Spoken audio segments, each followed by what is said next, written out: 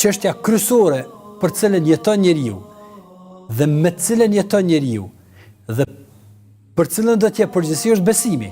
Nëse kuptojmë kësaj, i bie se çështja kryesore për cilën duhet të dialogojmë me njëri tjetrin është besimi.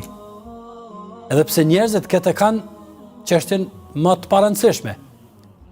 Madje ti rrallë njerëz të cilët ulen, bisedojnë, debatojnë bazë të rregullat që do t'i përmendin për çështjen e besimit.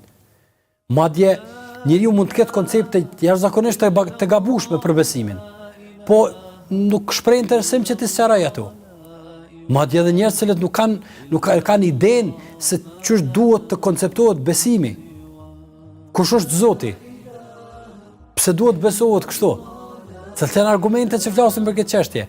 Apo njerëzit nuk e kanë idenë për këtë çështje.